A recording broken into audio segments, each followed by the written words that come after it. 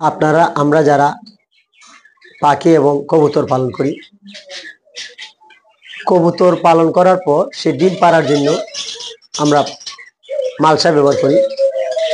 এটা হচ্ছে একটি প্লাস্টিকের মালসা এবং এটা মাটির পাত্রটি ভালো নাকি প্লাস্টিকেরটি ভালো, তাই নিয়ে আসছে ভিডিও। আপনারা ভিডিওটি দেখুন।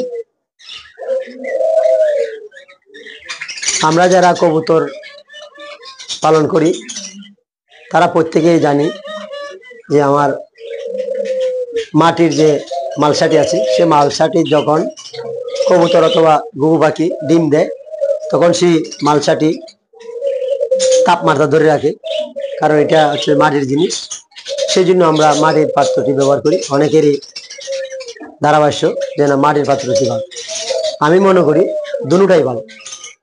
কি জন্য ভালো?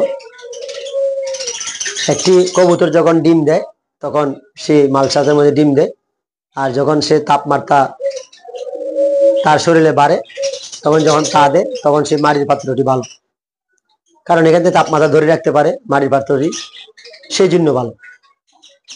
আমি প্লাস্টিকেরটা ব্যবহার করি। কেন ব্যবহার করি? একটি কবুতর অথবা ঘুঘু পাখি যখন সে 15 থেকে 16 দিন তা দেওয়ার পরে সেখানে বসে সে বাচ্চাটি জন্ম হয়। জন্ম হওয়ার পর 7 থেকে 8 দিন পর সে পাখিটি যখন ছোট থাকে তখন তাদের মা এক ধরনের তরল জাতীয় খাবার খাওয়া, সেই জন্য ছোট বাচ্চাগুলা সে ময়লাগুলা ত্যাগ করে না, সেই জন্য এই মালসাটি খুবই প্রয়োজন। 7 থেকে 8 দিন পরে যখন সে কবুতরের বাচ্চাটি একটু বড় হয় তখন সে দানাদার খাবার খায়। দানাদার খাবার খাওয়ার ফলে সে বাচ্চাটিও সে পায়খানা করে, আর যখন পায়খানা করে তখন সেই প্লাস্টিকের মালসাটি আমি ব্যবহার করি। এখানে যে ছেদাগুলো আছে সেখান থেকে যে ময়লাগুলা, পানি জাতীয় ময়লাগুলা, সেই ময়লাগুলা নিচে পড়ে যায়, সেই জন্য আমি ব্যবহার করি। আপনারা কোনটা ব্যবহার করেন জানি না। আমি মালসা মাটিরটাও ব্যবহার করি এবং প্লাস্টিকেরটাও ব্যবহার করি। 8 থেকে 9 দিন পর সে বাচ্চাটিকে মাটির পাত্রটি সরিয়ে দেয় এবং প্লাস্টিকের পাত্রটি দিই। দেওয়ার পরে সুবিধা, সে বাচ্চাটি যখন খাবার খায়, খাবার খাওয়ার পরে সে তার পিছনে অথবা নিচে পায়খানাগুলো লাগে না, নিচে পড়ে যায়।